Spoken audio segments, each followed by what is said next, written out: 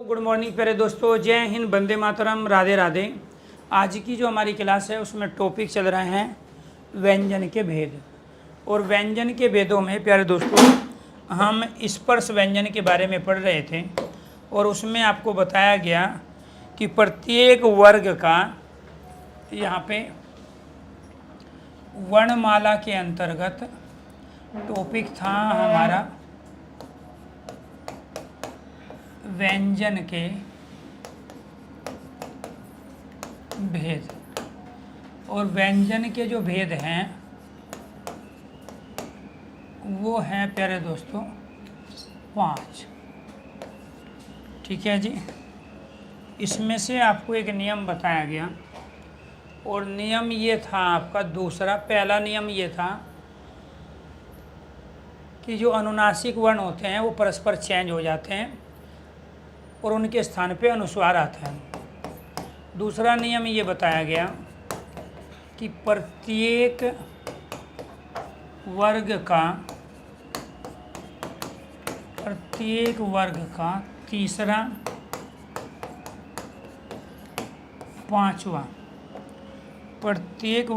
तीसरा पांचवा वर्ण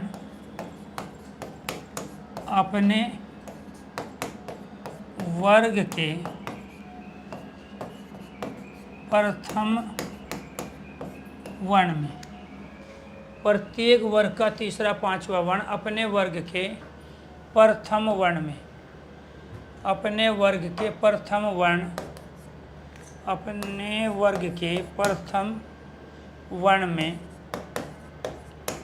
बदल जाता है। कैसे बदलेगा जी? अपने वर्ग के प्रथम वर्ण में बदल जाता है। जैसे फॉर एग्जाम्पल हमने यहाँ पे ले लिया षट दर्शन, षडानन,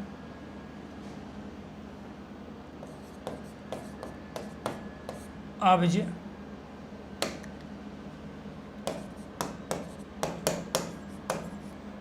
वांग में और जगन्नाथ। तो इसमें फिर आपको क्या करना है, यहाँ पे जो आपको दिया गया है उसको उसी रूप में लीजिए।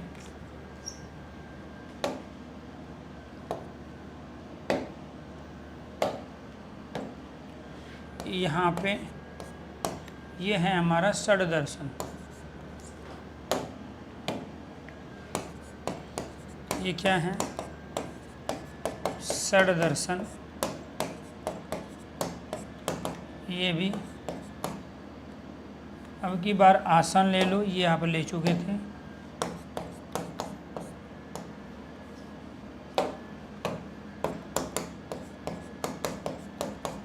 आसन, अब और जैन, वांग और में, और जगन और नाथ। इनमें से प्यारे दोस्तों किसी भी शब्द में पहले वाले का कोई मीनिंग नहीं है। जो मैंने संधि विच्छेद किया है इसमें इसका अर्थ नहीं है, इसका कोई मीनिंग नहीं। तो फिर हमें क्या करना पड़ेगा? मीनिंग बनाना पड़ेगा। मीनिंग कैसे बनेगा? प्रत्येक वर्ग का तीसरा अपने वर्ग के पहले में बदला।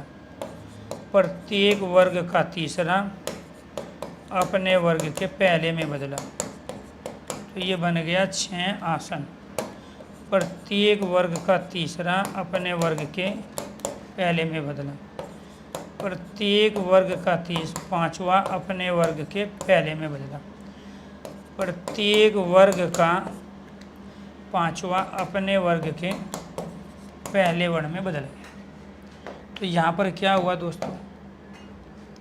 ये पहला है टे वर्ग में, और टैट है डे तीसरा आता है। ये पहला है, टैट है डे ये तीसरा है। ये पैप है बे ये तीसरा है। ये पहला है, कैक है, ये पांचवा है। ये अपने वर्ग में पहला है और ये तैथ है न ये पांचवा है। तो जब वो आपको ये देगा तब तो आपका हो गया ये पांचवा पहले में बदल गया, और जब आपको वो ये देगा इससे कहेगा कि इससे शब्द बनाओ, ठीक है, तो फिर आप क्या कहोगे, यहाँ पे पहला पांचवे में बदल गया। तो वह उसके ऊपर डिपेंड करता है कि वो ये दे के आपसे इसको पूछ रहा है या फिर इसको दे के वो इसको पूछना चाहते हैं। प्यारे दोस्तों, ये शब्द तब बने जब समाज में पहले ये कंडीशन थी। षट का प्रयोग कर रहे थे हम 6 के लिए, तो जो 6 दर्शन है उसको क्या कह रहे हैं, षट दर्शन। षट आसन, आसन मतलब बैठने की जगह, कुर्सी है, मेज है, दरी है, चटाई है, पलंग है। अब कहते हैं पानी को जय जन्म लेने वाला, जो पानी में जन्म लिया है वो अब्ज है। पानी में जन्म मछली भी लेती है, कमल भी लेता है, पानी में चंद्रमा का भी जन्म होता है, ठीक है। ऐसे वाक वाणी में रचना करना, जिसकी वाणी से रचना हुई है वांग में, अर्थात साहित्य लिटरेचर। जगत संसार ईश स्वामी, जो संसार का स्वामी है जगन्नाथ। तो यानी कि यहाँ पर प्यारे दोस्तों आपको ये ध्यान रखना है, ये हमारी कंडीशन अप्लाई हुई।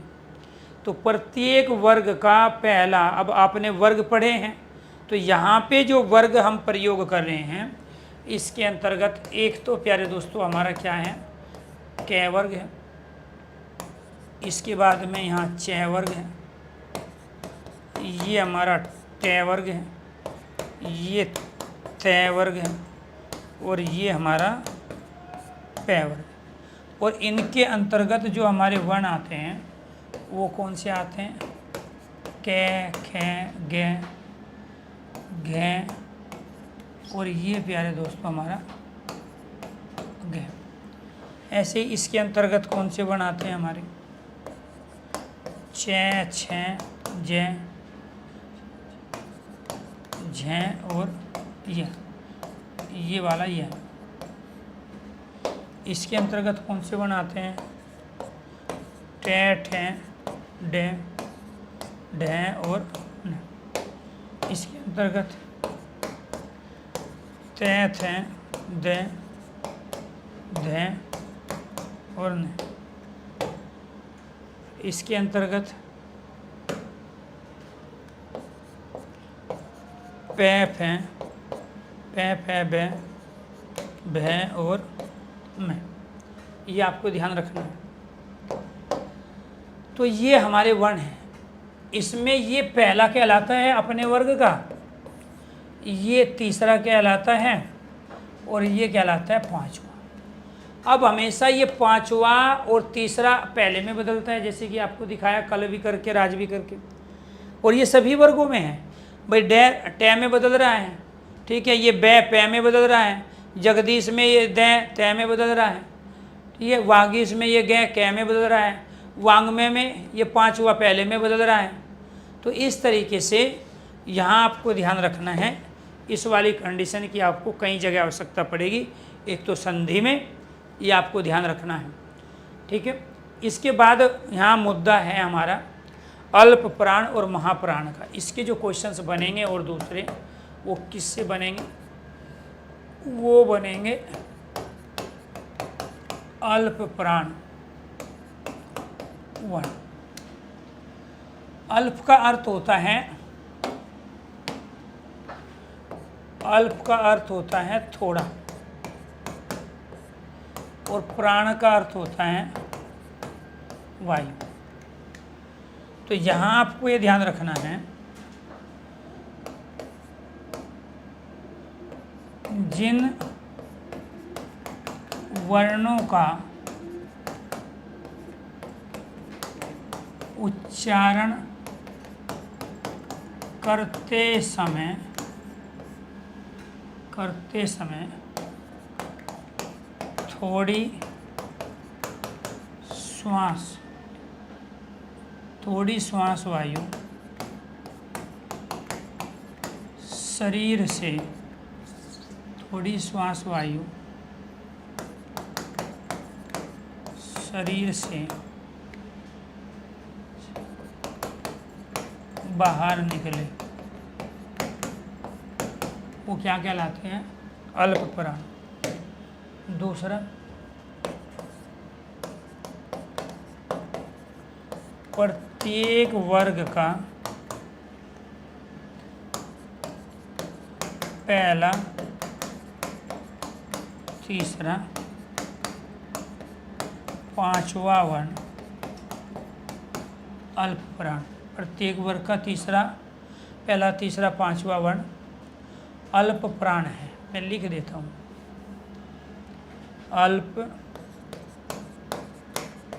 अल्प प्राण होता है। प्रत्येक वर्ग का पहला, तीसरा, पांचवा वर्ण अल्प प्राण होता है। इसके बाद तीसरा जी क्या है जी? यहाँ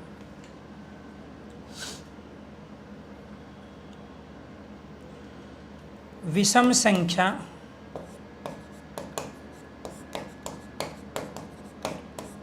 संख्या 1, 3, 5 पर आने वाले वर्ण अल्प प्राण होते हैं। फोर्थ, स्पर्श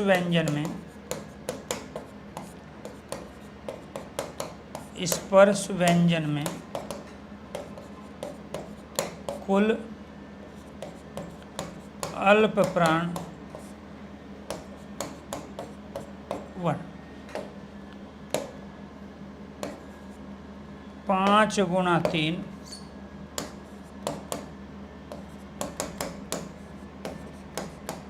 15 वर्ण। तो यानी कि ये कहना चाह रहा है कि इसमें ये सारे के सारे आपके पांचों के पांचों अल्प प्राण हैं। इसमें ये पांचों के पांचों आपके अल्प प्राण हैं और इसमें ये पांचों के पांचों आपके अल्प प्राण। तो हम क्या करेंगे जी? हम यहाँ पर अल्प प्राण लिख देंगे। तो ये क्या हो गया आपका? ये है अल्प प्राण। ये क्या है जी? ये भी अल्प प्राण है। ये क्या है? ये भी अल्प प्राण। तो ये विषम संख्या है जी। एक क्या होती है? विषम संख्या। 3 क्या है? विषम संख्या, ये तीसरे पे है। 5 क्या है? विषम संख्या। तो पहले, तीसरे, पांचवे पे आने वाला, विषम संख्या पे आने वाला अल्प प्राण।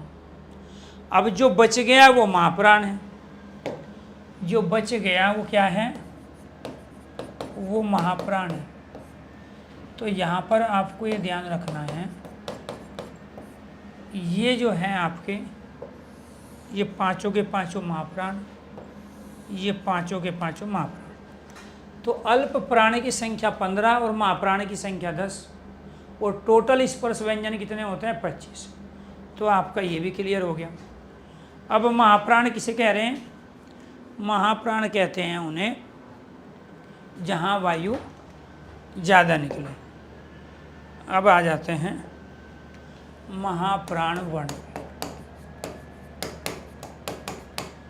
महाप्राण वर्ण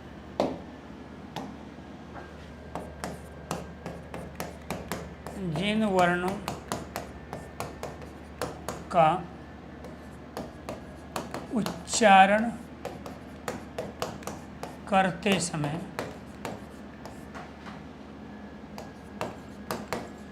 ज़्यादा श्वास वायु शरीर से बाहर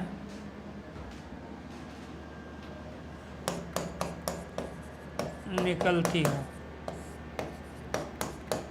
क्या कहलाते हैं? वो कहलाते हैं महाप्राण। दूसरा,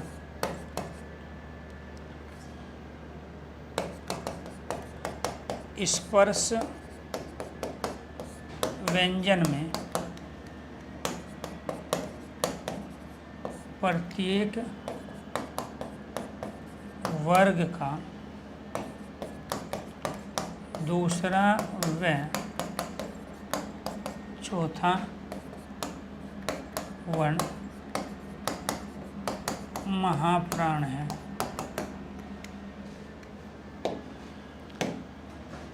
तीसरा,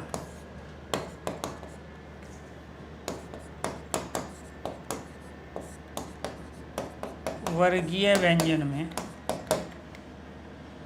स्पर्श व्यंजन का ही दूसरा नाम वर्गीय व्यंजन है। वर्गीय व्यंजन में सम संख्या 2, 4 पर आने वाले वर्ण महाप्राण होते हैं।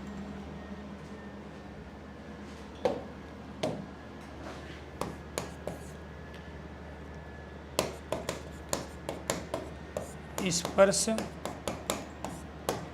व्यंजन में कुल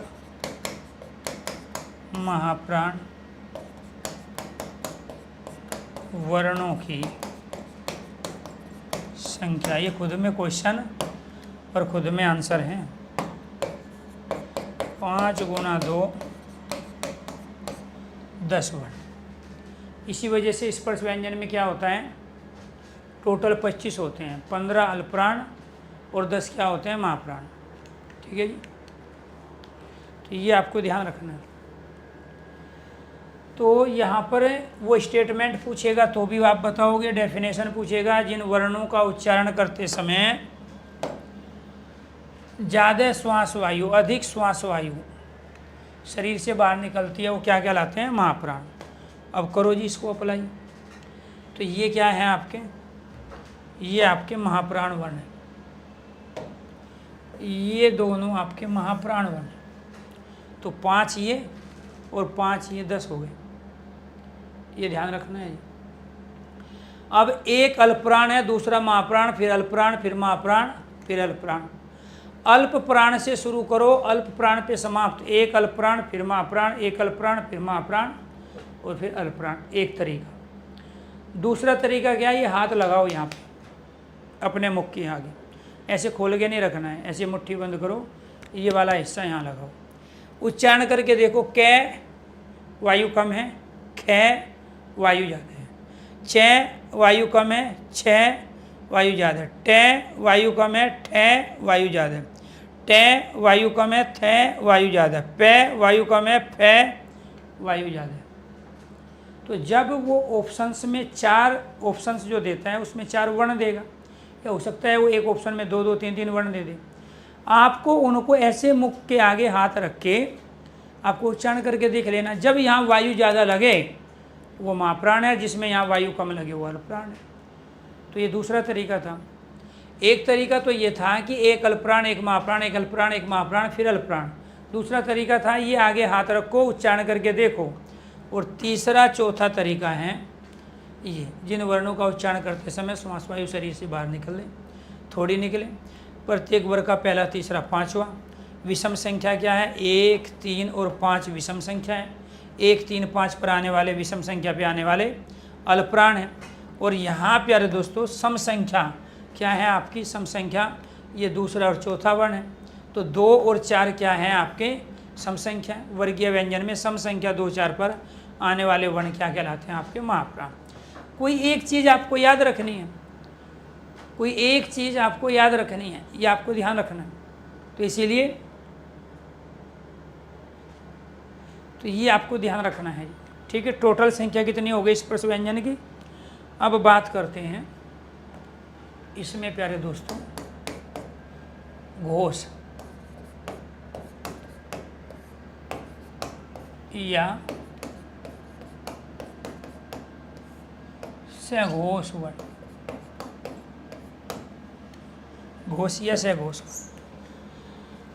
जी जी, रोहित कुमार यादव सर जी, मार्कर की आवाज़ बहुत आती है। बिल्कुल सही बात है, ठीक है, बिल्कुल सही चीज़ पकड़ी है आपने। आप तो ऐसी नौकरी में जा रहे हैं जहां आपको 10-15 बॉडीगार्ड मिलेंगे, एक सिंहासन मिलेगा आपको, 2 आदमी साइड में खड़े होंगे कि महाराजा जी आ गए हैं, अब उनको हवा करना है। एसी चल रहे होंगे, एक पीछे एसी चल रहा होगा, एक सामने एसी चल रहा है, और हवा करेंगे भी। आप उस नौकरी में फार्म भर रहे हो जिसमें आपको तंबू में रहना है, टेंट में रहना है, मकान नहीं मिलेगा आपको, ठीक है। आप ऐसी नौकरी में फार्म भरने जा रहे हो जहाँ आप रोड पे 18 घंटे भी बिता सकते हो, ठीक है। बारिश होगी, आंधी आएगी, तूफान आएगा, धूल आएगा, लेकिन आपके पास कोई कपड़ा नहीं होगा, क्योंकि वर्दी के अलावा आप अपने मुख को ढक नहीं सकते हो, ठीक है। तो यहाँ आपको आवाज़ से डिस्टर्ब होगी। वहाँ तो ट्रैफिक की आवाज़ ऐसी रहेगी कि कम से कम 200 से 400 वाहन एक साथ हॉर्न देंगे आपको, तो वहाँ तो आपका बीपी हाई हो जाएगा, आप जल्दी बेहोश हो जाएंगे यादव जी। तो प्लीज़ आपसे रिक्वेस्ट है, आप आदत डालिए मार्कर की आवाज़ सुनने की, ठीक है। फार्म भर रहे हैं किस चीज़ का, और फैसिलिटी चाहिए आपको इतनी कि आप पूछो मत भाई। ये आप तो यार, ठीक है, यदुवंशी हो, यदुवंशी ने तो युद्ध लड़वाए हैं, लड़े हैं, और आप छोटी छोटी आवाज़ों से अगर डरने लगोगे, परेशान होने लगोगे, तो फिर ये तो सब इंस्पेक्टर कोई और बन जाएगा।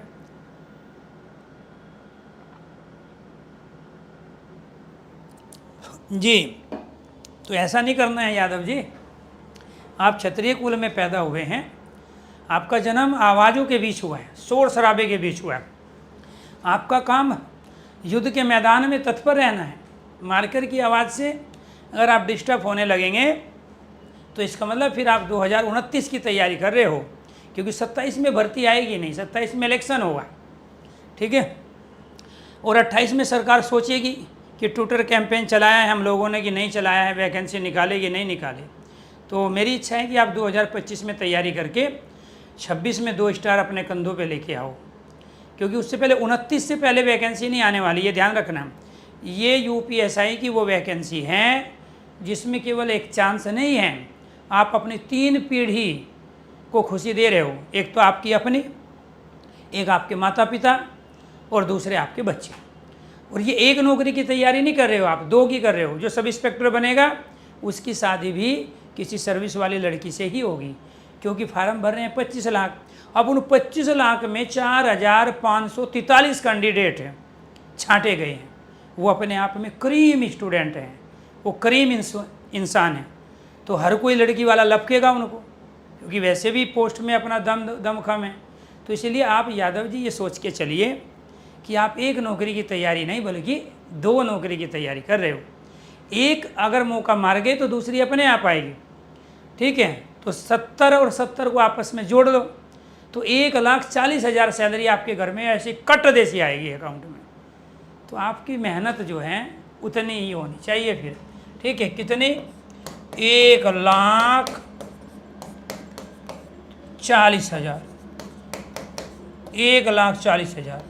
8वें पे कमीशन के अनुसार है, ये ध्यान रखना है, फिलहाल नहीं है, ठीक। फिलहाल तो जो वैकेंट हैं वो लगभग 60 के आसपास मिल रही है, 8वें पे कमीशन के अनुसार है ये। तो ये ध्यान रखना, ठीक। कोई कह रहा है सर जी फास्ट पढ़ा रहे हैं, फास्ट, ठीक है। मतलब ऐसे ऐसे कमेंट है, इसलिए तो मैं कमेंट नहीं लेता है। ये सारे के सारे वो हैं जिनको ब्रेन की खुजली रहती है, चुल मची रहती है, ठीक। मान के चलो मेरे यहाँ खुजली है तो मैं खुजा लूँगा, फ्री हो जाऊँगा। अब ब्रेन में खुजली हो चुकी है, आदमी कैसे खुजाए? डॉक्टर के बस की बात भी नहीं है ब्रेन में कोई। अब उसको जो चुल मची है उसका एक ही तरीका है, यही जो मैंने अभी बताया। सर जी आप बहुत फास्ट पढ़ाते हो, ठीक है। सर जी आपका मार्कर बहुत आवाज़ कर रहे हैं। सर जी ब्लैक की जगह वाइट स्क्रीन यूज कर लो। सर जी पढ़ना नहीं है, सुविधाएं चाहिए। क्यों? क्योंकि पेमेंट दे चुके हो भाई 999 रुपया। अब मेरी रजिस्ट्री तो आपकी हो ही चुकी है, मैं तो हमेशा हमेशा के लिए आपका गुलाम बन गया हूँ। पैदा तो मैं आज़ाद हुआ था, लेकिन जैसे ही आपने इधर से 999 पेमेंट किया मुझे, तो आप मेरी रजिस्ट्री आपके नाम हो गई, मेरे ऊपर आपका अधिकार। और मेरे अलावा तमाम वे टीचर की रजिस्ट्री आप कर चुके। अब जैसा आप चाहोगे हमें तो ऐसा ही करना पड़ेगा, लेकिन हम उन टीचरों में नहीं आते, ठीक है। हम अलग तरह की किस्म के टीचर हैं, इसलिए आपसे रिक्वेस्ट है, गुजारिश है, ठीक है। अभी कॉपीराइट आपका हमारे ऊपर नहीं है, तो इसीलिए थोड़ा सा मैच्योरिटी के साथ पढ़िए। आप एसएससी जीडी की तैयारी नहीं कर रहे हो, सब इंस्पेक्टर की तैयारी कर रहे हो, बचपना नहीं है यहाँ, ठीक है। आगे से ध्यान रखना है, डिस्टर्ब नहीं होना है। जहाँ पेपर देने जाओगे ना, जिन स्कूलों में कॉलेजों में, उन डेस्क पे धूल जमी होगी, साफ नहीं होगी वो। पहले तो वहाँ झगड़ा करना, क्योंकि आप तो क्षत्रिय कुल में जन्म लिए हो। पहले झगड़ा करना आप वहाँ पे कि ये डेस्क साफ नहीं है, मैं पेपर नहीं दूंगा, ठीक, उस पर कोई असर नहीं पड़ रहा है उसको, वो तो लेगा अपना 1200-1300 रुपया मिलेंगे उसको ड्यूटी देने वाले को, वो लेके अपने जेब में डाल के आ जाएगा मस्त होकर। वो दिक्कत आपको है भाई, उसको नहीं है। तो वहाँ आपको साफ डेस्क चाहिए। कुछ तो लड़कियाँ हैं फार्म भर देती है और वहाँ देखते हैं जी पंखा नहीं चल रहा है जी, इसमें तो पंखा आवाज़ कर रहे हैं, पेपर कैसे दे, डेस्क हिल रही है जी। अब उसके लिए नई डेस्क बनवा के लाए तब महारानी पेपर देगी, ठीक है, उसके बाद भरेगी। तो ये जो आप संसाधनों का जो रोना रोते हो, जो फैसिलिटी के पीछे भागते हो, आपके नसीब में जो है वो चल के आएगा, आपको एफर्ट्स लगाने की आवश्यकता नहीं है। इसलिए आप अपने माँ बाप से सीखिए, उनको कितने साधन मिले, उनको कितनी सुविधाएं मिली, कौन से संसाधनों और सुविधाओं के साथ उन्होंने अपनी ज़िंदगी जी, और आप अभी जो है होश संभाले नहीं हो और इससे पहले आपको सुविधाएं चाहने लगी, फैसिलिटी चाहिए आपको। अगर आप ऑफलाइन क्लास में होते तो आज हम रगड़ लेते आपको। तो इसीलिए आपसे रिक्वेस्ट है, गुजारिश है, मैच्योरिटी का परिचय दीजिए। आप 4200 पे ग्रेड की भर्ती की तैयारी कर रहे हैं। घोष से घोष वर्ण एक ही होते हैं, ये आपको ध्यान रखना है जी। जिन वर्णों का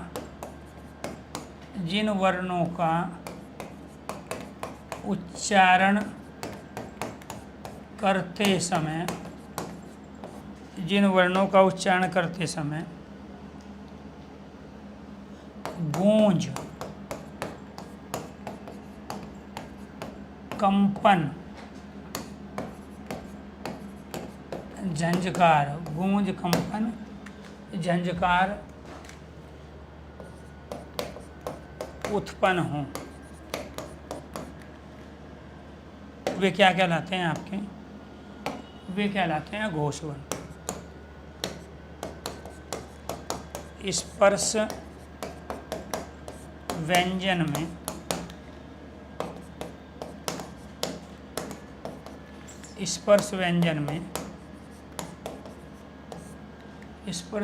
में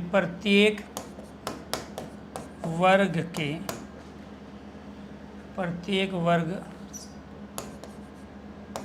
का तीसरा, चौथा, पांचवा वर्ण, स्पर्श व्यंजन में प्रत्येक वर्ग का तीसरा, चौथा, पांचवा वर्ण घोष कहलाता है।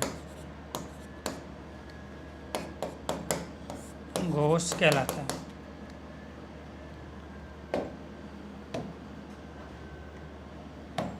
तीसरा, स्पर्श व्यंजन में कुल घोष वर्ण 5 गुणा 3 15 वर्ण। अब इसमें कौन से घोष होंगे ये देखिए, ये है ना आपके स्पर्श व्यंजन। तो ये बात किसकी कर रहा है? ये बात कर रहा है इस तीसरे की, घोष, ये भी घोष और ये भी घोष। अब आपको क्या करना होगा? अब ये तीर का निशान आप ऊपर चढ़ा दो। अब आपको क्या करना होगा? तीर का निशान, ये तीर का निशान जो है ना, ये आप ऊपर चढ़ा दो। ये तीर का निशान ऊपर। बात समझ में आई? तो ये क्या हो गया जी? ये आपके क्या कहलाए? ये पाँचों के पाँचों, ये पाँचों के पाँचों, ये पाँचों के पाँचों। तो 5 गुणा 3 कितने हो गए? 15। तो इनमें क्या है? वाइब्रेशन होगा, कंपन होगा। आप उच्चारण करके देखो, कै, खे को आराम से उच्चारण कर रहे हो, गे लंबा खींच रहे हो, गे घे गे, तो इनको क्या है? लंबा खींच रहे हो। जो आगे बच गए आपके वो क्या कहलाएंगे? वो कहलाएंगे अघोष वर्ण। जो 2 बच गए ये अघोष हो गए। तो पहले 2 अघोष, बाद के 3 घोष वर्ण। और घोष का ही दूसरा नाम क्या होता है? सघोष है।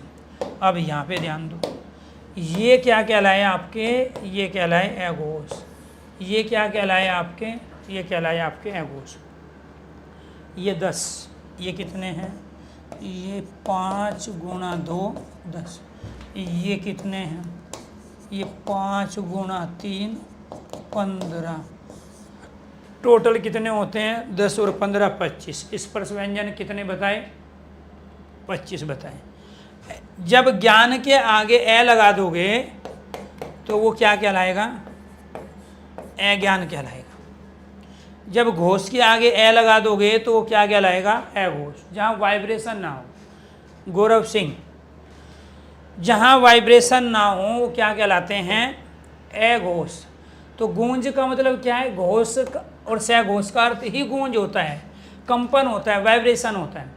जब वर्णों के उच्चारण करते समय जो साउंड है, हमारी जो आवाज़ निकल रही है, वो वाइब्रेट करे तो वो क्या कहलाते हैं, घोष या सघोष कहलाते हैं। और जहाँ वाइब्रेशन नहीं होगा वो कहलाएंगे अघोष। अघोष वर्ण वो क्या कहलाएंगे, अघोष वर्ण।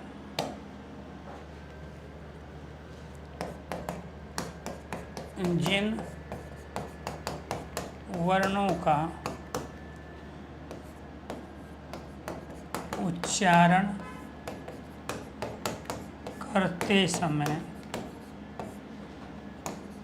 जिन वर्णों का उच्चारण करते समय कंपन, गूंज, झंझकार ही वाइब्रेशन को बोलते हैं।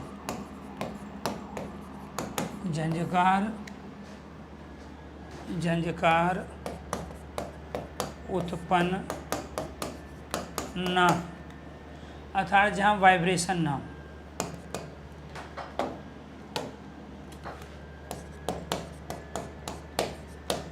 प्रत्येक वर्ग का पहला व दूसरा वर्ण अघोष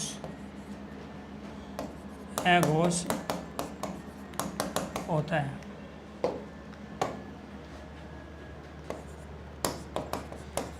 स्पर्श व्यंजन में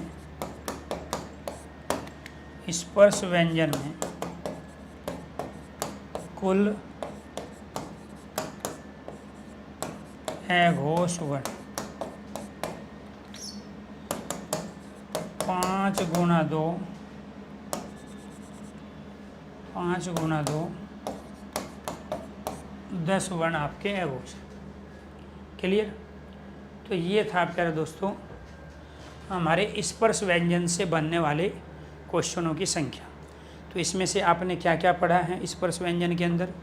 आपने ये पढ़ा कि पहला वर्ण कै होता है, अंतिम वर्ण मैं होता है, 5 वर्ग होते हैं, कै वर्ग, चै वर्ग, टै वर्ग, तै वर्ग और पै वर्ग। इसके बाद आपने पढ़ा है कि जो अनुनासिक वर्ण होता है, जो जिसको हम पंचम वर्ण और नासिक का वर्ण भी कहते हैं, उनके स्थान पे अनुस्वार का प्रयोग करते हैं और वो परस्पर चेंज हो जाते हैं।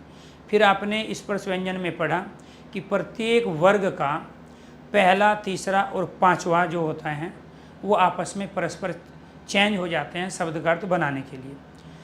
तो जैसे बहुत सारे एग्जाम्पल आपने करके देखे, जगदीश, जगन्नाथ। इसके बाद फिर आपने अल्पप्राण, महाप्राण, घोष और अघोष पढ़ा। इसके साथ आपने पढ़ा कि जो चै वर्ग के पहले 4 वर्ण होते हैं उनको स्पर्श संघर्षी सप्रवाह वर्ण कहते हैं। जो टै वर्ग के पहले 4 वर्ण होते हैं उनको कर्कश और कठोर वर्ण कहा जाता है। तो यहाँ से बनते हैं आपके केवल और केवल ये क्वेश्चन। अब आ जाते हैं हम व्यंजन के दूसरे भेद पर, और वो दूसरा भेद है आपका अंतस्थ व्यंजन। क्या है आपका अंतस्थ व्यंजन। अब अंतस्थ व्यंजन के अंदर य, रे, ले और वे, ये 4 वर्ण आते हैं। कितने आते हैं? 4 वर्ण। ये जो अंतस्थ है आपका, इसको बोलते हैं अंदर। इसको क्या बोलते हैं? ये तत्सम शब्द है, ये तद्भव हो गया। तो जिन वर्णों का उच्चारण करते समय यहाँ लिखेंगे, जिन वर्णों का उच्चारण करते समय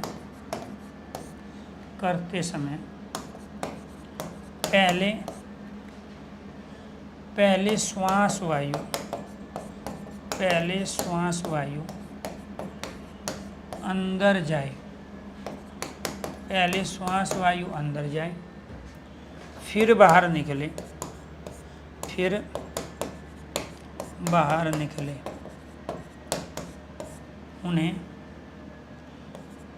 उन्हें अंतस्थ वर्ण कहा जाता है। उन्हें अंतस्थ वर्ण कहते हैं। अब आपने पंप देखा है, साइकिल में हवा भरते हैं, तो जब साइकिल में हवा भरते हैं तो उसमें पहले पंप को ऊपर खींचते हैं, ऐसे हवा आ गई पंप में, फिर उसको नीचे दबाते हैं, तब हवा टायर में जाती है, साइकिल के टायर में हवा भरी जाती है। सेम वही स्थिति बनती है अंतस्थ वर्ण के उच्चारण के दौरान। जब हम य रे ले वे का उच्चारण करते हैं, क्योंकि इनका सीक्वेंस भी यही है, पहले य फिर रे फिर ले और फिर वे। तो जब हम इनका उच्चारण करते हैं अंतस्थ वर्णों का, तो दोस्तों आपको ये ध्यान रखना है, हमारे फेफड़े पहले वायु को अंदर लेते हैं और फिर वायु को बाहर छोड़ते हैं। और नहीं यकीन आता, यहाँ हाथ रखो फेफड़े के ऊपर और उच्चारण करो यह, आपको पता चलेगा पहले हाथ आपका अंदर जाएगा और फिर आपका हाथ बाहर आएगा। जब हाथ अंदर की ओर जा रहा है आपका, तो फेफड़े वायु खींच रहे हैं, और जब बाहर आ रहे हैं तो फेफड़े वायु छोड़ रहे हैं। तो इसी वजह से इनका नाम क्या रख दिया, अंतस्थ व्यंजन। अगर किसी को नींद नहीं आ रही है, बेचैनी है, घबराहट हो रही है, या फिर आपको कोई टेंशन है और उस टेंशन में आपको दिक्कत हो रही है, 50 से 60 बार आप ये रे ले का उच्चारण करो, आपको पता भी नहीं चलेगा कब नींद आ गई। ये साइंटिफिक है, ये जो वर्णमाला किसी व्यक्ति की देन नहीं है, अंतस्थ वर्ण कहते हैं। दूसरी चीज़ आपको ध्यान रखना है, इसमें से ये वाला ये और ये वाला वे, ये दो आपके क्या कहलाते हैं, अर्धस्वर कहलाते हैं। ये क्या कहलाते हैं, अर्धस्वर। तो अर्धस्वर की संख्या कितनी है, 2। कौन कौन सा, ये और वे। अंतस्थ वर्ण का पहला और अंतस्थ वर्ण का अंतिम वर्ण क्या कहलाता है, अर्धस्वर कहला। पूछा जाता है अर्धस्वर की संख्या कितनी होती है, 2। ठीक है, अर्धस्वर कौन से होते हैं, यह और वह होते हैं। ये आपको क्लियर हो गया। इसके बाद फिर आपका तीसरा जो है वो है आपका ऊष्म व्यंजन। क्या है जी आपका, ऊष्म व्यंजन। इसका नाम ऊष्माण व्यंजन भी है, तो भी बात एक ही है, ऊष्माण व्यंजन। इसका नाम संघर्षी व्यंजन भी है, संघर्षी व्यंजन। इनकी संख्या 4 होती है। अब इसके अंतर्गत एक तो ये वाला से, इसके बाद ये वाला से, फिर ये वाला से और इसके बाद ये। अब इस वाले से को हम तालव्य से कहते हैं, इसको हम मूर्धन्य से कहते हैं, इसको हम दंतव्य से कहते हैं, और इसको हम काकल्य वर्ण कहते हैं। बात समझ में आई? तो यानी कि इसका तालु से उच्चारण होता है तो इसलिए तालव्य से कहलाया, मूर्धा से उच्चारण होता है तो मूर्धन्य से कहलाया, इसका उच्चारण हम दांत की मदद से करते हैं तो दंतव्य से कहलाया, और इसको हम काकल्य कहते हैं क्योंकि इसमें हम कंठ का प्रयोग करते हैं। तो एक तो आपको ये ध्यान रखना है। इसी वजह से प्यारे दोस्तों, इस वाली शादी में और इस वाली शादी में अंतर है। अगर इस वाली शादी में ये सीधी शादी तो आ गई तो जीवन ठीक ठाक रह जाएगा, अगर इस वाली शादी में ये सीधी शादी ना आई तो फिर नरक बनेगा। ये आपको ध्यान, और खासकर पुलिस वालों का। टीचर तो फिर भी मेरे जैसे एडजस्ट कर जाते हैं, उसको पता है ठीक है कहाँ साइलेंट रहना है और कहाँ एक्टिव रहना है। लेकिन पुलिस वाले क्या अपने को तुर्रम खा मानते हैं, बलवान मानते हैं, आपको पहलवान मानते हैं। तो इसीलिए इस दोनों का उच्चारण आप अलग अलग जगह से करोगे तो दोनों ही शादी अलग है। इसमें आप तालव्य का प्रयोग कर रहे हो, इसमें आप दंतव्य का प्रयोग कर रहे हो। तो शादी के दौरान अगर ये सीधी शादी नहीं आई, ठीक है, तो फिर सब इंस्पेक्टर होते हुए भी आप गुलाम होंगे, जैसे कि बहुत सारे हो चुके हैं। तो तो ये आपको ध्यान रखना है। तो संघर्षी को क्यों कहा गया है? घर्षण होता है इसमें। क्या होता है? घर्षण। जिन वर्णों का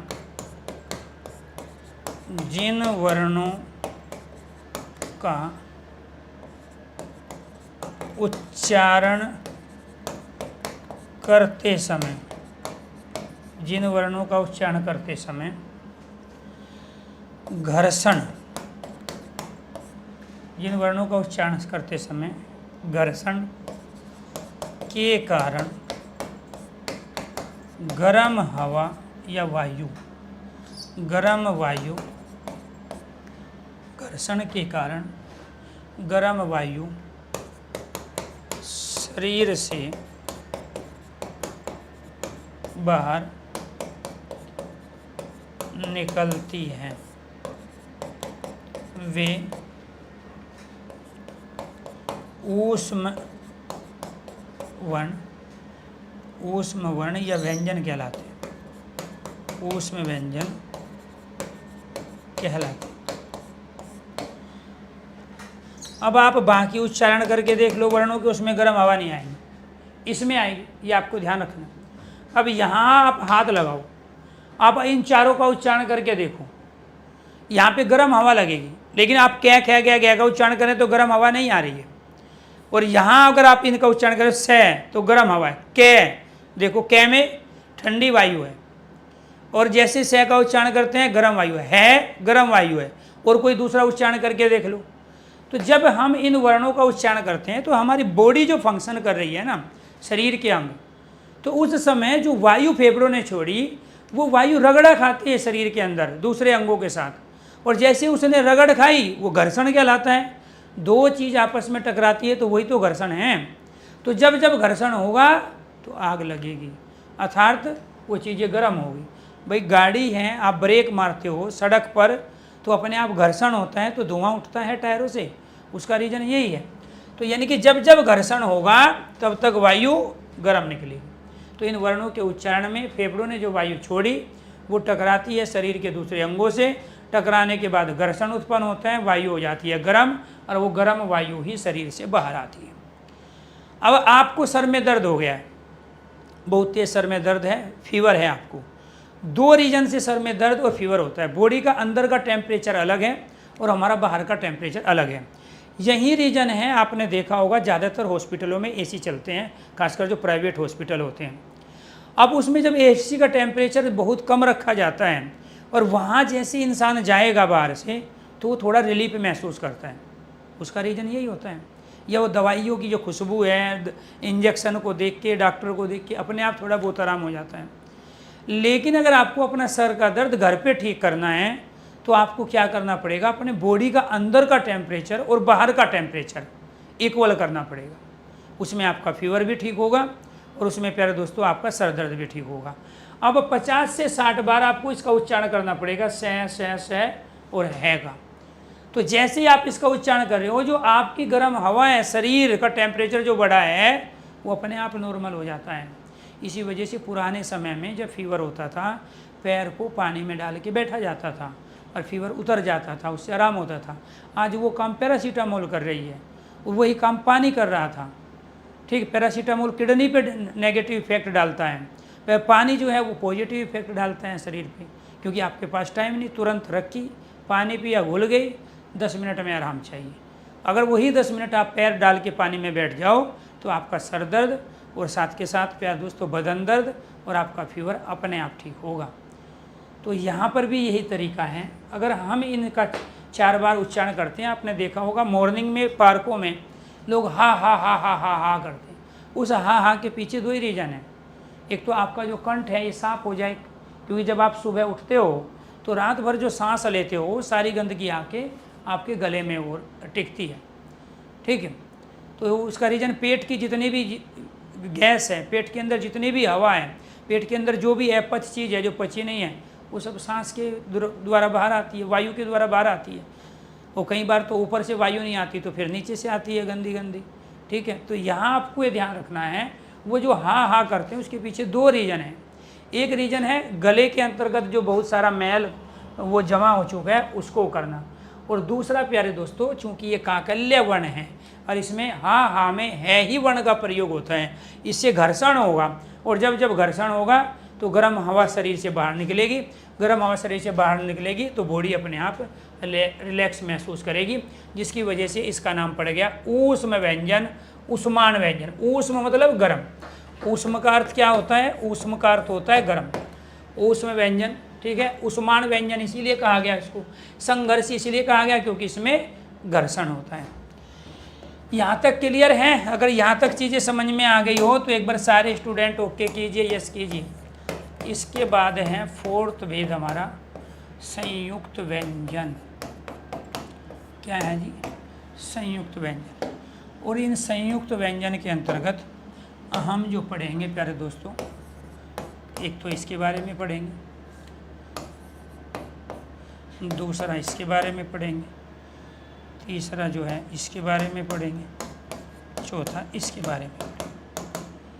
अब यहाँ ये जो बना है, ये बना है आधा कै और सै को मिला के, ये बना है आधा तै रे को मिला के, ये बना है आधा जै और यह को मिला के, और ये बना है ये सै और रे को मिला के।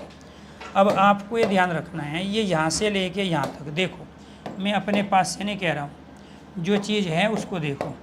ये यहाँ से लेके यहाँ तक ये ही वाला से है, ठीक है। ये यहाँ से लेके यहाँ तक ये ही वाला जे है, ये यहाँ से लेके यहाँ तक ये ही वाला तय है, और ये यहाँ से लेके यहाँ तक ये ही वाला कै। बात समझ में आई? अब यहाँ पर इसको देखो, इसमें क्या है? ये आपका रे है, ये इसमें भी ये रहा रे। इसमें क्या है? ये आपका ये है, ये रहा इसमें ये। इसमें ये क्या है? रे है, ये रहा आपका रे। इसमें ये क्या है? से है, ये रहा आपका से। तो मैं अपने पास से ये दो अलग अलग व्यंजनों से बने और वो इसमें दिखाई दे रहे हैं आपको खुद क्लियर। भाई जब मैं आधा से लिखूंगा तो आधा से यही तो हुआ, इसी को तो इस रूप में लिख रहा हूँ, यहाँ बात तो एक ही हुई। तो ये क्या है आपका? यहाँ से लेके यहाँ तक ये यही तो है आपका। तो ये आधा से रे से मिलके बना है, इसका मतलब संयुक्त व्यंजन में दो व्यंजन होंगे, दोनों अलग होंगे, पहले वाला आधा होगा। तो संयुक्त व्यंजन में जो पहले वाला व्यंजन होगा वो आधा होगा, एक पॉइंट। दोनों व्यंजन अलग अलग होंगे तभी संयुक्त होंगे, अदरवाइज हम उनको यौगिक कह सकते थे, ठीक है, सजातीय कह सकते थे। तो ये आपको ध्यान रखना है। अब इसकी दूसरी कंडीशन क्या बनेगी? अब इसकी दूसरी कंडीशन ये बनेगी कि इसको हम ये भी कह सकते हैं कैसे, और यहाँ पर ए। इसको प्यारे दोस्तों हम ये भी कह सकते हैं तै रे और ए। इसको आधा जे आधा ये और ए। इसको आधा से आधा रे और ए। अब हमने क्या किया जी? अब हमने जो ये बाद वाला है ना, ये व्यंजन है, और व्यंजन की डेफिनेशन है उसमें कोई ना कोई स्वर होता है। इस बाद वाले व्यंजन को हमने स्वर के साथ लिख लिया। इस बाद वाले व्यंजन को किस रूप में लिखा? इसके रूप में, इसके रूप में, इसके रूप में, इसके रूप में, क्योंकि ये तो आधा है, इसमें तो कोई है ही नहीं, तो शुद्ध व्यंजन है, ये स्वर रहित व्यंजन है। इसको आधा व्यंजन कहते हैं, शुद्ध व्यंजन कहते हैं, स्वर रहित कहते हैं। लेकिन ये क्या है? ये स्वर सहित व्यंजन है। तो जब स्वर सहित व्यंजन है तो हमने स्वर के साथ लिख लिया। तो इसके दो रूप बने, एक तो ये बना आपका, दूसरा आपका ये बना। तो वो दोनों में से जो भी देगा वो ये दे के ये पूछ लेगा, इसको दे के ये पूछ लेगा कि बताइए ये इनमें से इससे संबंधित सही क्या है। अब दूसरी चीज़ आपको ये ध्यान रखना, हम एक संयुक्त व्यंजन और प्रयोग करते हैं, वो है आपका ये। अब ये कैसे बना है? ये यहाँ से लेके यहाँ तक दें, और ये हमने यहाँ पे ये लिख लिया आपका दें, और ये यहाँ से लेके यहाँ तक ये है, अब ये लिख लिया जी हमने यहाँ ये, यानी कि ये दें और यह से मिलके बना है, ठीक है। और जब ये दें और यह से मिलके बनाए हैं तो इसको हम कैसे लिख सकते हैं? आधा दें आधा ये और इसके बाद में ए। क्लियर? इसके भी ये दूसरा रूप हो गया। तो ये क्या है? हम विद्यालय में प्रयोग करते हैं। इसका प्रयोग कहाँ कर रहे हैं? इसका प्रयोग कर रहे हैं हम क्षत्रिय में, इसका प्रयोग कर रहे हैं हम छात्र में, इसका प्रयोग कर रहे हैं ज्ञानी में, विज्ञानी में, विज्ञान में, इसका प्रयोग कर रहे हैं हम श्रीमान में, इसका प्रयोग कर रहे हैं हम विद्यालय। अब संयुक्त व्यंजन की जो संख्या होती है वो केवल 4 ही होते हैं। मैंने यहाँ 5 लिखा है, 5वां ही। अब इसको इसमें काउंट इसलिए नहीं किया गया क्योंकि हम इस विद्यालय को इस रूप में लिखते आए हैं। एनसीईआरटी की बुक में आपको कोई भी वर्तनी संबंधी अशुद्धि नहीं मिलेगी। एनसीईआरटी की बुक में कोई भी आपको किसी तरह की गलती नहीं मिलेगी।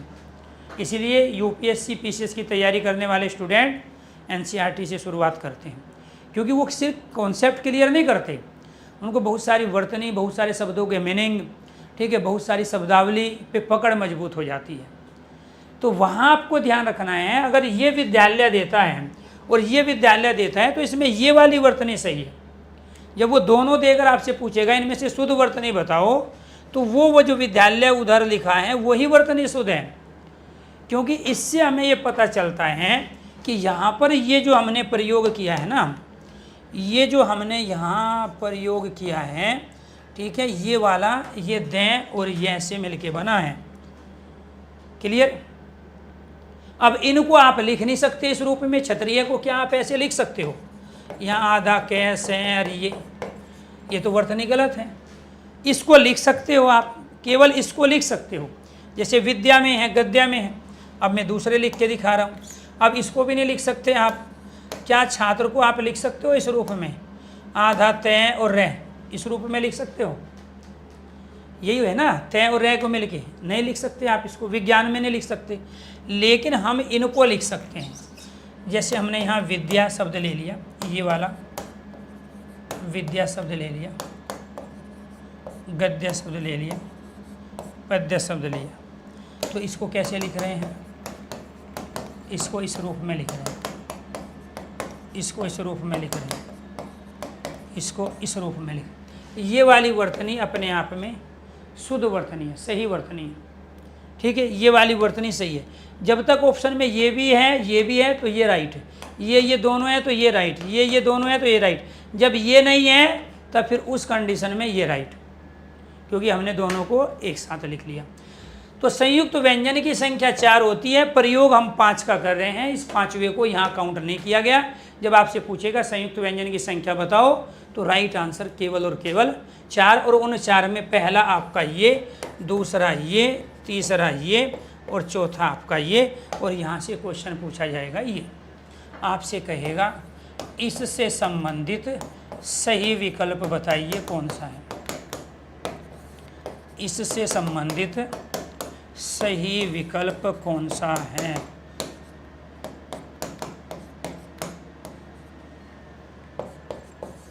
इसके बाद सभी बताओ ये राइट आंसर। आप इसको मान सकते हो, आप इसको ए मान सकते हो, इसको ऑप्शंस बी मान सकते हो, उसको सी और इसको डी। इससे संबंधित सही विकल्प बताइए कौन सा है।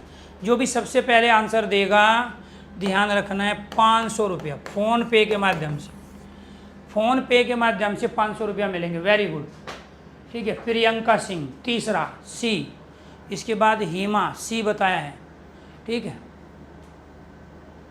जी जी।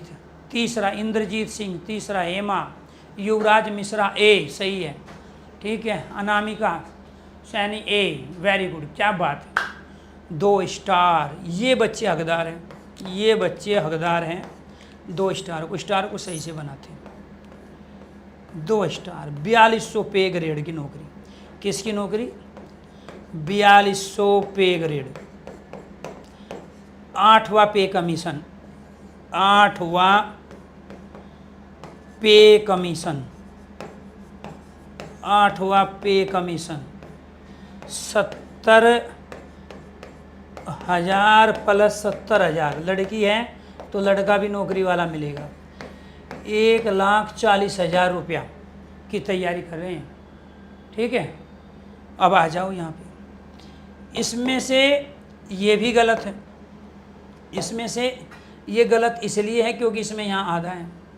इसमें से ये गलत इसलिए है क्योंकि ये यहाँ तब सही होता जब यहाँ वो इस पोजीशन को देता, ये यहाँ तब सही होता जब ये इस पोजीशन को देता, ये यहाँ इसकी वजह से गलत हैं, और सभी इसमें हो नहीं सकते, इसीलिए इसमें कोई भी सही नहीं है, कोई भी सही नहीं है। इसीलिए कहता हूँ सर जी पीएनजी दे दो, पीएनजी।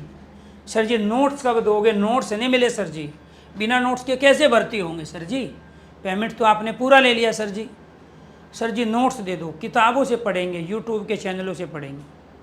उसका रीज़न यही है, लॉजिक नहीं है आपके पास। आपको ये तो पता था अंतस्थ वर्ण ये होते हैं, वो मुझे भी पता है। मुझे ये पता है कि मैं 10 क्वेश्चन की तैयारी करा रहा हूँ, 30 की करा ही नहीं रहा हूँ। मैं तो ये मान के चल रहा हूँ 30 आप करोगे। मुझे तो 10 की तैयारी करानी है जो फाइनल मेरिट तय करेगी, मैं उसकी लड़ाई लड़ रहा हूँ। और आप किताबों से इस वर्णमाला को, यूट्यूब के चैनलों से, टीचरों से कम 15 से ज़्यादा टीचरों से, ठीक है, 5 से ज़्यादा यूट्यूब चैनल से, 3 से ज़्यादा किताबों से इस वर्णमाला को अपनी लाइफ में 50 बार पढ़ चुके हो आप, और उसके बावजूद आपकी ये हालत है। मैंने कहा जब तक अपना वो लेवल लेके, मैं सीरियस होने के लिए नहीं कह रहा हूँ, लाइफ में वैसे टेंशन बहुत होती है, तनाव होता है, बहुत समस्याएं हैं, आप अपनी ज़िंदगी मौज से जियो, लेकिन जब सरस्वती की आराधना में हो तो कम से कम उस समय तो सीरियस रहो। 24 घंटे में से मैक्सिमम अगर आप 7-8 घंटे भी पढ़ रहे हो तो उस समय तो सजग रहना पड़ेगा, अलर्ट रहना पड़ेगा, तभी जाके चीज़ें आप समझ पाओगे। ठीक है जी? तो इसीलिए ये अब सही हुए जी। इसमें यहाँ ये गलती थी, इसमें ये ए आता, अगर आप यहाँ आधा लगा रहे हो ना तो ये आता। इसमें ये गलती थी, इसमें ये गलती थी। भाई आप जब ए लिख रहे हो इसमें तो यहाँ तो हलंत आएगा ना आधा। आप जब इसमें ही ए लगा दिए तो पूरे के साथ तो आ ही नहीं सकता। व्यंजन में तो एक ही तो स्वर होता है, वो हमने लिख लिया, तो इसको तो आधा करोगे तब जाके सी सही होगा। बात समझ में आई? तो इसलिए ये पैसा किसका? ये पैसा अरुण सर का। ठीक है जी? क्योंकि जिन्होंने आंसर राइट दिया उन्होंने समय ले लिया कम से कम 2 मिनट। जिन्होंने राइट आंसर दिया 2 मिनट लिया, सेकंडों का क्वेश्चन था। और जिन्होंने आंसर दिया शुरू में उन सब का गलत था। तो इसलिए आपको प्यारे दोस्तों, मैं 2 मिनट पहले जो चीज़ पढ़ा रहा हूँ उसमें आप गलती कर रहे हो, इसीलिए आपको प्रैक्टिस कराना भी ज़रूरी है। इसलिए मैं यूट्यूब चैनल पे प्रैक्टिस कंटिन्यू कराऊंगा मंडे से, हिंदी भाई अरुण सर यूट्यूब चैनल पे। तो हमने 4 वेद पढ़ लिए, 5वां वेद प्यारे दोस्तों करेंगे कल की क्लास में। ठीक है? और इसके साथ ध्यान रखना, मंडे टू फ्राइडे क्लास होती है, सैटरडे संडे छुट्टी होती है ताकि गले को थोड़ा आराम हो जाए। 12 से 14 घंटे सारे टीचर हमारी क्लास लेते हैं। तो बहुत सारे बैच होते हैं, सुबह से शाम तक उनकी क्लास होती है, ऑनलाइन ऑफलाइन। सैटरडे संडे आप भी अपना दूसरा काम करो, लेकिन यूट्यूब पे सैटरडे संडे क्लास होती रहेगी। तो मंडे से मैं थोड़ी क्वेश्चन, ऑब्जेक्टिव टाइप क्वेश्चंस के माध्यम से आप लोगों को प्रैक्टिस शुरू करूंगा। इधर आपको कॉन्सेप्ट क्लियर करना है, वहाँ आपको प्रैक्टिस कंटिन्यू रखनी है। क्वेश्चन के माध्यम से भी हम कॉन्सेप्ट क्लियर करेंगे, उसका सॉल्यूशन बताएंगे कि ये सही क्यों है, ये गलत क्यों है, इसका आंसर ये क्यों है। तो जब उस दोनों तरीके से हम पढ़ेंगे तभी हम 40 के 40 क्वेश्चन सही करेंगे। तो जिन्होंने भी हिंदी भाई अरुण सर यूट्यूब चैनल को सब्सक्राइब नहीं किया है वो चैनल को सब्सक्राइब जरूर करें ताकि सारे नोटिफिकेशन आपको मिलते रहें। अब मैं 10:30 बजे दोबारा लाइव हो रहा हूँ हिंदी भाई अरुण सर यूट्यूब चैनल पर यूपीएसआई वाले बच्चों के लिए। उसमें बताऊँगा हिंदी में कहाँ से कितने क्वेश्चन पूछे गए हैं और अब की बार कहाँ से कितने क्वेश्चन आएंगे और किस तरीके से कितने क्वेश्चन की वैरायटी एक टॉपिक से बनती है।